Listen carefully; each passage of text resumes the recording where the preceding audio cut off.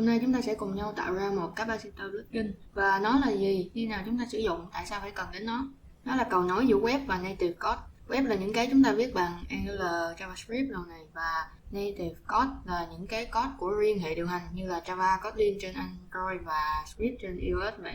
Chúng ta cần nó bởi vì giả sử cái app chúng ta viết bằng Angular và sẽ build ra thành Android app, thì cái app đó cần lấy thông tin cũng như là cho phép điều chỉnh âm lượng của thiết bị. Thì mọi người tưởng tượng cái app chúng ta viết bằng Angular là ở bên đây, mà cái âm lượng phải được lấy bằng native code, bởi vì nó thuộc riêng về hệ điều hành, thằng web sẽ không lấy trực tiếp được. Vậy thì bây giờ chỉ còn cách là thằng web này gọi đến thằng native để lấy. Mà tưởng tượng làm sao cái thằng JavaScript này gọi được một cái file Java. Lúc bấy giờ chúng ta sẽ cần đến capacitor plugin. Nó sẽ đóng cái vai trò là cầu nối và cho phép chúng ta sử dụng native code ngay trong chính web code. Thì âm lượng của thiết bị là một ví dụ nhỏ thôi ha. Trong thực tế chúng ta còn rất nhiều trường hợp như là độ sáng, Bluetooth, vị trí, thông báo, những cái của riêng thằng native code ấy. Ở web muốn gọi thì cứ phải thông qua plugin. Và một trong những lý do phổ biến khác khiến người ta tạo plugin đó chính là để giao tiếp với các thiết bị ngoại vi như là máy in, USB hoặc là NFC chẳng hạn. Mọi người có thể xem thêm tại trang chính của capacitor plugin nha. Thì ở đây chính là những cái plugin đã có sẵn này, mọi người có thể coi qua. Và ở phần creating plugin là họ sẽ hướng dẫn cách tạo một cái plugin, mọi người xem thêm ở đây nha. Ở đây cũng có hướng dẫn. Đầu tiên là mình sẽ phải tạo bằng lệnh này nha. Okay. Đầu tiên là npm bucket, thì mình cũng sẽ đặt là capacitor. Cái tên này được đặt chính là cái tên mà sau này mọi người sẽ dùng nếu như có public lên npm. Thư mục và tiếp theo là bucket ID. Bucket này quy tắc đặt tên thì giống như bucket bên Java luôn. Class name.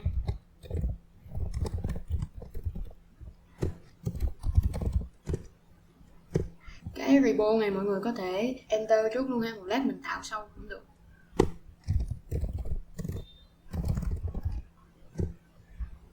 Bây giờ nó tạo được rồi ha, mình sẽ cd tới và mở nó lên xem.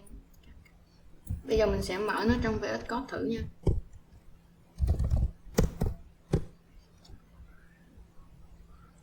Thì ở đây có ba cái thư mục chính là suột, iOS và Android. Trong video này mình sẽ chỉ làm Android thôi nhé. iOS thì tương tự nhưng mà sẽ được viết bằng Swift, Android sẽ viết bằng Java. Và việc đầu tiên mọi người cần làm là kiểm tra các cái version để đảm bảo tính tương thích của nó nha. Thì ở đây đang là mặc định là 8.0.0 là bản mới nhất luôn, nhưng mà mình thì sẽ dùng bản 5.7.8, bởi vì các cái version khác trên máy của mình hiện tại đang dùng thì nó phù hợp với cái thằng 5.7.8 này hơn. Mình thì dùng Java bản 17, Node thì bản 16 và Angular thì là 12. Android Studio thì là bản 2023.2.1. Và bây giờ mình sẽ install về nha.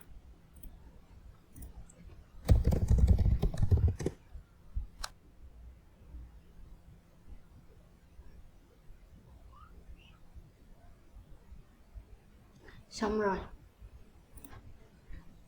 Đầu tiên là làm quen với thư mục trước xem nó hoạt động như thế nào. Ở Angular chúng ta sẽ gọi đến ở trong thư mục suột này, và thư mục suột này sẽ gọi đến phần code ở trong thư mục Android này, cũng chính là phần code native. Bây giờ mình sẽ code trong thư mục Android này. Mình mở bằng Android Studio lên nha.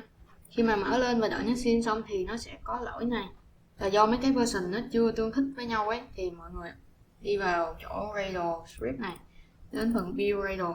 Ở đây thì mình hay dùng bản là 8.0.2 và Gradle Wrapper Property mình sẽ dùng bản 8.11.1. Mọi người hãy xem cái thông tin đó ở Project Script này, 8.0.2 và 8.11.1. Rồi bây giờ mình xin lại thôi.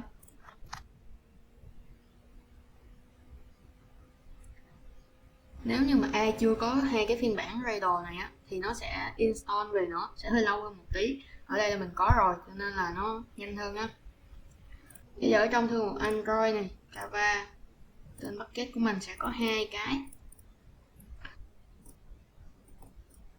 Một cái là không có chữ plugin và một cái là có chữ plugin ở phía sau nha. Đây là cái file sẽ nhận được lệnh gọi từ cái thư mục sort ban nãy mình vừa nói, sort này nè. Và cái thằng này nó sẽ gọi tiếp tới cái thằng login volume này, tức là thằng này nè, để xử lý ở trong đây. Mọi người hiểu nôm na là thằng này giống như controller và thằng này chính là service ở trong Spring Boot này.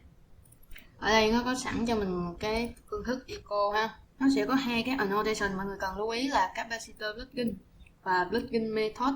Cái này sẽ định nghĩa cho cái tên của plugin và cái này sẽ cho biết đây là một phương thức của plugin. Thì mình sẽ không cần cái đoạn này đâu. Mình sẽ cần hai phương thức là get volume và một cái nữa là set volume.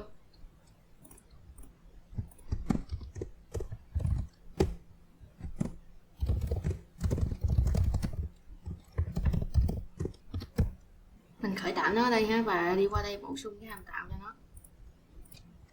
Này không cần.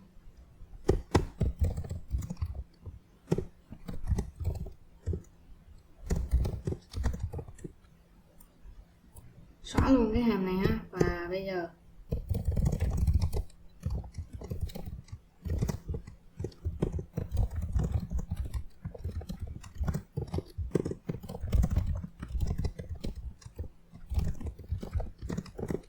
mình có 3 hàm, chính là get max volume, get volume và set volume. Cái volume này được giao tiếp thông qua một cái là audio manager, thì bây giờ mình khai báo nó lên ha.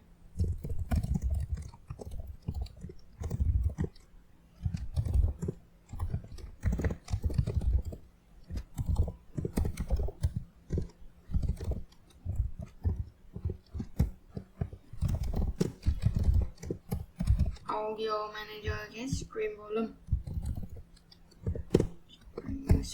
Tương tự với lại ở chỗ này mình phải là get stream max volume.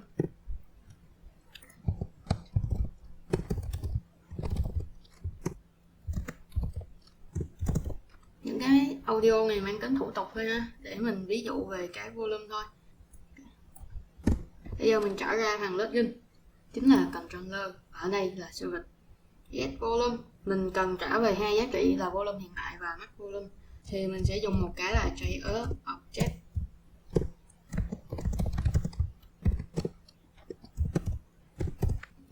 Sẽ sử dụng key và value. Đây mình chấm get volume. Thế thôi. Tương tự với lại max volume. Bây giờ mình trả về cái JS object này.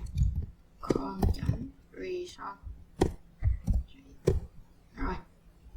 Thì đây là cái cách mà mình trả dữ liệu về cho login thông qua một cái JS object. Vậy bây giờ mình nhận dữ liệu từ login thì sẽ như thế nào? Giống như set volume này sẽ phải truyền vào một cái tham số là volume đúng không? Thì ở đây integer sẽ bằng con.get in volume.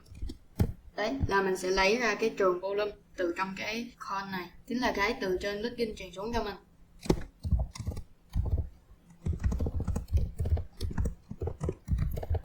Reject, ở bên trên là mình có return này nè, thì bây giờ reject sẽ như thế nào?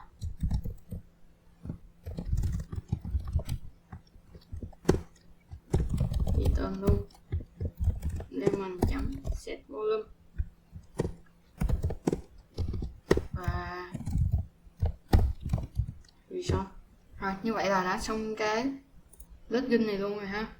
Chỉ vậy thôi, chỉ cần nhớ cho mình là thằng này chính là thằng nhận được lệnh gọi từ login, thằng này chính là thằng sẽ xử lý cái business logic. Thật ra là mình viết chung luôn cũng được, mình gọi audio manager ở đây luôn cũng được, nhưng mà mình cần tách ra để cho nó được phân lớp để dễ quản lý hơn. Vậy thì bây giờ mình trở lại với lại cái thư mục sort này, thì như ban nãy mình nói là thằng này sẽ gọi đến thằng này. Bây giờ mình cần làm quen với lại ba cái file này trước, define, index và web.ts. Đầu tiên là index.ts, ở đây là nó sẽ khai báo cái login của mình, tên là capacitor login volume. Nó chính là ở chỗ này nè, cái annotation capacitor login volume, nó sẽ map xuống đây. Và file web.ts, một điều lưu ý là chúng ta chỉ có thể get được volume khi đã build ra Android rồi, chứ nếu như mà ở trên Angular thì vẫn sẽ không get được volume đâu nhé. Thì ở trên Angular nó sẽ chạy cái file này cho chúng ta, khi mà build ra rồi á thì nó mới chạy được cái cục này. Cuối cùng là phần definition. Ở đây chính là chỗ để khai báo các cái phương thức. Nó chính là cái annotation login method. Ở đây có hai cái là get volume và set volume, thì ở trên đây mình cũng phải khai báo hai cái là get volume và set volume. Đầu tiên là get volume không có tham số nên mình sẽ xóa nha. Nó sẽ trả về hai trường là volume và max volume. Tiếp theo là set volume. Tham số truyền vào chính là volume và không có giá trị trả về. Đấy, thì đây là cái cách viết của nó nè. Cái tham số sẽ được viết như thế này, giá trị trả về như thế này luôn. Ok, xóa đi nha. Và bây giờ cái file web này nó sẽ báo lỗi á, là vì nó implement tới cái hàng này cho nên là implement. Ok. Rồi. Ở trên web nó sẽ chạy cái này, nó sẽ vô cái method not implement. Tại vì ở trên web là không thể gọi thằng native được nên nó sẽ gọi tạm cái này. Khi mà chúng ta build ra rồi á thì nó mới gọi được nha. Vậy là chúng ta đã xong cái phần login. Và bây giờ chúng ta cần build cái login này ra. Chạy lệnh npm run build như bình thường thôi. Nó sẽ tạo cho mình cái thư mục this ha. Rồi, mình tạm thời có thể để cái login ở đây. Bây giờ chúng ta sẽ tạo ra một dự án Angular demo để sử dụng cái login này. Bây giờ mình tạo dự án Angular mới.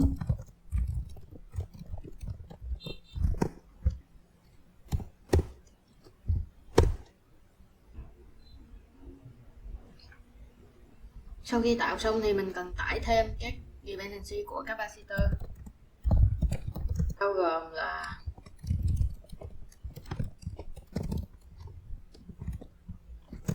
Core và Android và CMA. Đều là phiên bản 5.7.8 giống với lại bên login của mình luôn nha.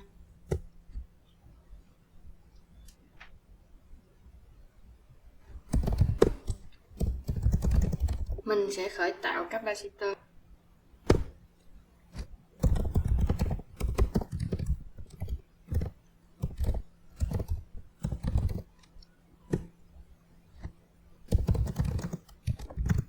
Tiếp theo là thêm Android vào. Bây giờ mình sẽ thực hiện tải cái login vô đây để sử dụng. Sẽ là npm install tên của cái login là tên cái thư mục của login của mình luôn ấy. Ban nãy mình phải npm run build thì bây giờ mình mới install ở đây được nha. Cái này cùng thư mục cha nên mình để chấm chấm xuyệt đường dẫn tương đối đến nó nha. Ở trong node modem bây giờ sẽ xuất hiện ra capacitor login volume. Đây, mọi người hay thấy nó được symbolic link. Đây là nguyên cái login của mình đi vô đây này. Bây giờ mình sẽ code ở trong app component.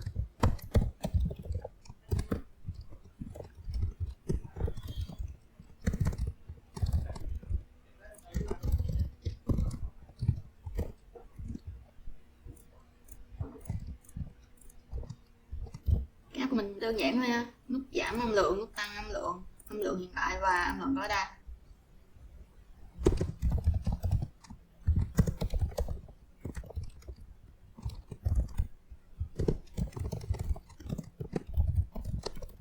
Mới vô thì mình sẽ lấy thông tin của cái volume về.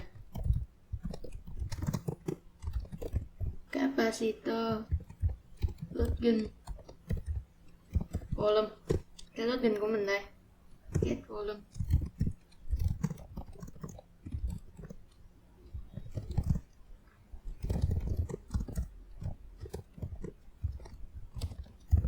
Thì bây giờ mọi người hãy Ctrl click vào để xem nè. Get volume. Đây là những cái mà ban nãy mình đã viết ở trong file definition này đó. Nó sẽ nằm trong thư mục this, là cái mà mình đã build ra rồi. Cho nên ban nãy mình mới bảo là phải build ra trước để cho cái thằng này nó sử dụng được. Thì mọi người xem ở đây. This này, những cái mình gọi nó sẽ ở trong đây hết đấy. Cho nên là ban nãy mình cần phải build ra. Mà cái build này á Nó cũng là từ cái thằng suột này mà ra thôi. Ok, bây giờ mình viết nốt hai cái phương thức này.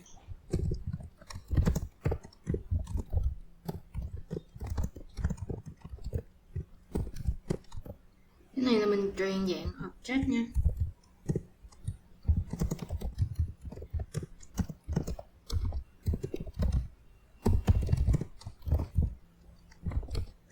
Tương tự với cái còn lại luôn.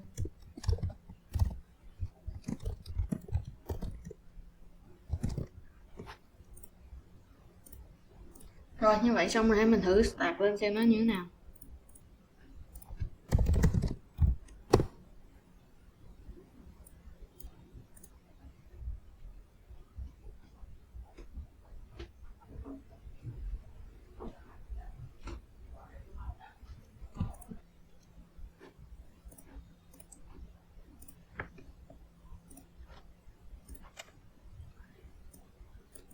Đây là ở trên web này, nó sẽ báo là method not element. Mọi người còn nhớ cái này không? Nó được viết ở trong file web.ts đấy. Đây ban nãy mình đã viết ở đây này. Vậy bây giờ mình thử build nó ra nhé.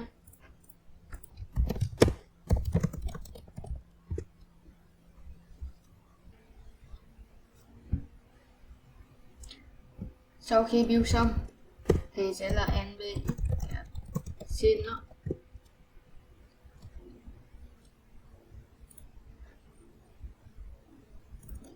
Cái của mình là this và tên này thì mình xuyên là nó sẽ lấy những cái ở trong cái thư mục này để nó copy qua Android á. Ok, xong rồi ha. Mở Android Studio lên.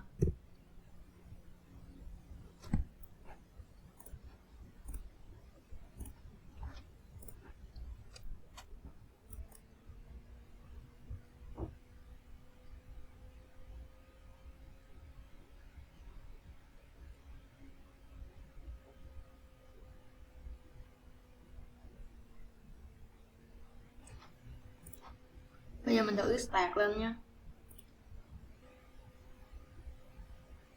Đây nó sẽ có lỗi rồi nè. Đó chính là ở cái thằng login của mình. Invalid result 21. Đây là lỗi tương thích giữa các cái phiên bản ha. Mình khai báo là 21.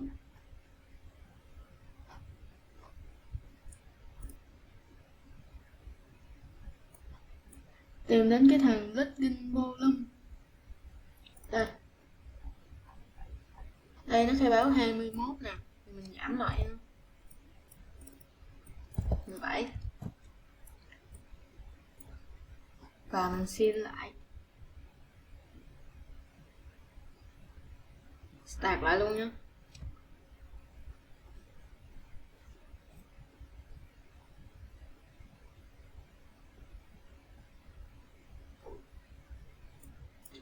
Đây đang mở trên thiết bị rồi. Ok.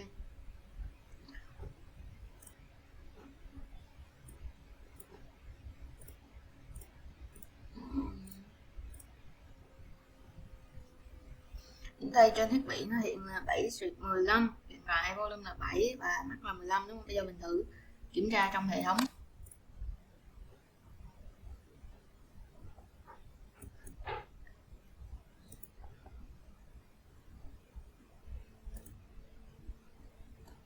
Đây volume hiện tại nè.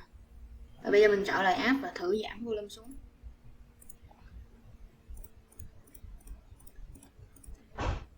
Không luôn. Kiểm tra. Đấy, nó đã tắt. Bây giờ thử tăng lên nhé.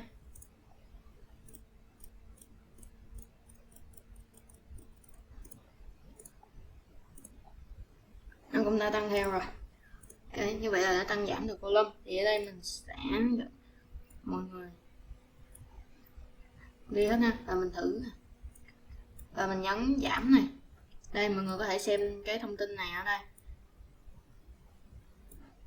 nè, nó gọi đến thằng native cái login method set volume và giá trị truyền vào là volume 14. Sau đó thì mình gọi tiếp cái hàm load volume á, cho nên nó gọi thằng get volume này. Đấy, thì những cái login á, khi mà mọi người build thì nó sẽ nằm ở đây nè. Nó sẽ có riêng một cái module ở đây, Java Đây chính là cái mà ban nãy mình đã code nè. Đó. Thì ở đây nó gọi là get volume này đúng không? Bây giờ mình thử log ra ở đây nha.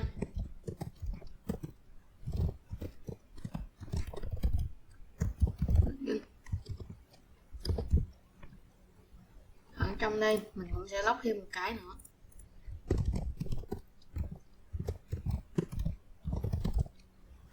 Service đi ha. Ở đây mình start lại này. Nó sẽ được sửa trực tiếp trên login luôn. Những cái file này của mọi người này là nó nằm trong cái thư mục của cái login luôn nha, nên là mọi người sửa ở đây thì bên kia cũng thay đổi luôn. Đây mình chọn lại cái login ban nãy, đây nó cũng cập nhật thêm những cái này cho mình luôn. Thì dành cho trường hợp mà mọi người cần sửa nhanh để test đó, hoặc là có sự tùy chỉnh trên những cái login có sẵn thì mọi người sẽ sử dụng cách này. Rồi bây giờ mình mở góc card này, mình thử volume. Đây nó có log ra này, get volume login là nó đi vô cái login này trước nè. Tiếp theo là get volume service là đi vô tới hàng ngày, tức là ở trên nó sẽ gọi tới hàng login này trước và hàng ngày mới gọi tới hàng bên trong này. Ok, cái plugin này hiện tại là ở trong máy của mình và chỉ mình mới sử dụng được thôi. Bây giờ mình muốn chia sẻ nó ra thì mình có hai cách. Cách đầu tiên là public lên npm. Mình đã làm một video hướng dẫn cách public lên npm, mọi người có thể xem qua. Cách thứ hai chính là chúng ta sẽ tạo một repo trên GitHub và mọi người sẽ tải về thông qua npm install cái repo đó nha. Thì bây giờ mình sẽ tạo repo nha. Chọn add này, exciting và chọn đến cái plugin. Mình public cái repo lên YouTube nha. Ok, để cái repo ở chế độ public luôn. Bây giờ một điều quan trọng trước khi mà chúng ta commit lên đó chính là ở git ignore. Như ở lần trước mình đã nói, cái thư mục list này á là cái thư mục khi mà mình build ra và cái bên Angular sẽ gọi những cái hàm được build ra từ thư mục list này. Thế nên là mình sẽ put nó lên luôn, lưu lại nha. Đây, bây giờ mình commit lên nha.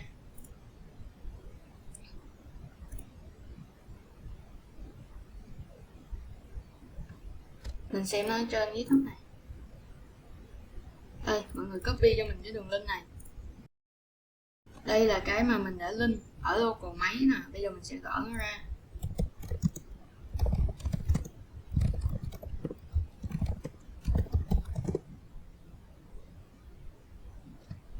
Mình kiểm tra lại code nè. Là nó sẽ lỗi ngay, tại vì đã gỡ ra rồi. Bây giờ mình sẽ install từ cái repo đó về.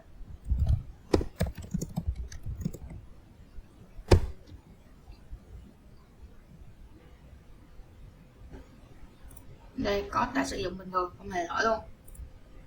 Bây giờ mình sẽ build ra. Thì trong lúc đó mình kiểm tra lại trong node volume nè, chỗ capacitor login volume nó không còn cái dấu mũi tên link nữa rồi ha, tức là mình đang dùng ở trên repo GitHub rồi. Rồi build xong rồi, bây giờ mình sẽ xin.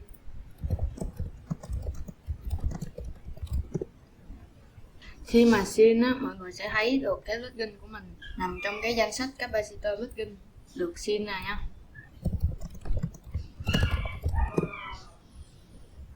Bây giờ thì mở Android Studio lên và chạy lại thử xem nó có hoạt động như bình thường luôn hay không. Bây giờ mình start lên thử nhé.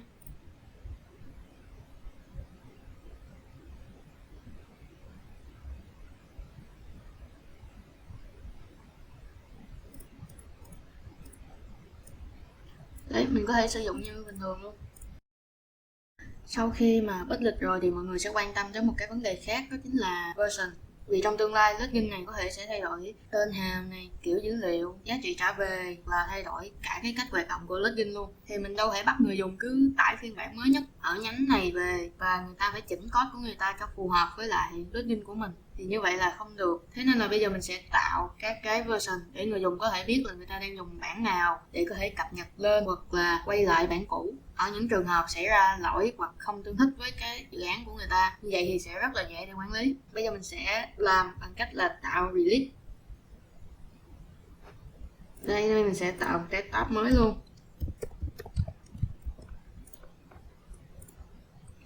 title và chọn release. Và bây giờ chúng ta đã release được bản 0.0.1. Bây giờ mình sẽ thử sửa code và release bản mới nữa nha. Thì ở đây mình sẽ thử thêm một cái hàm mới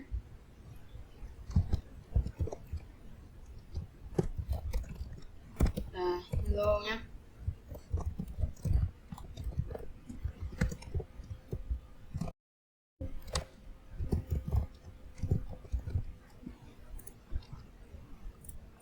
Và ở define cũng sẽ thêm nó luôn. Hello và không có tham số. Tiếp theo là web.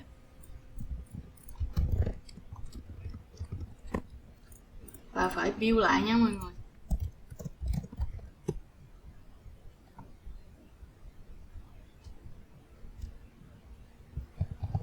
Bây giờ thì commit nó lên.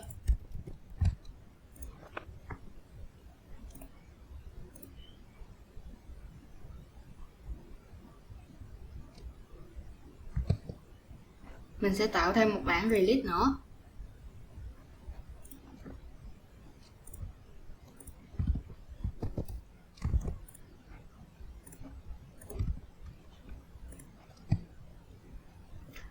Rồi bây giờ mình sẽ có hai bản release. Bản thứ nhất là bản không có hàm hello và bản thứ hai là có hàm hello. Một lần nữa mình quay lại dự án demo và mình gỡ cái này ra nha.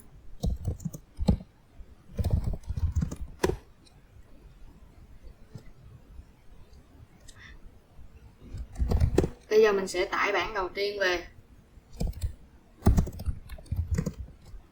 Cái cú pháp là nó giống với lại cái cách ban nãy mình tải thôi, nhưng mà ở đây mình sẽ thêm dấu thăng v0.0.1 bản release đầu tiên của mình nha.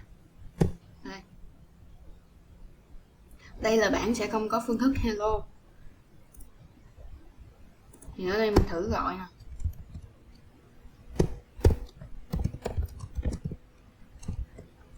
Nó sẽ báo lỗi là vì mình đang dùng V1. Thì bây giờ mình thử đổi sang V2 nhé. Đây.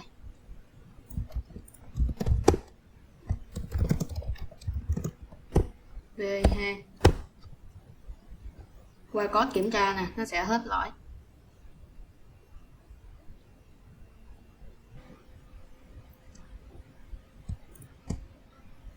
Đây đã là bản V2 của mình nhé.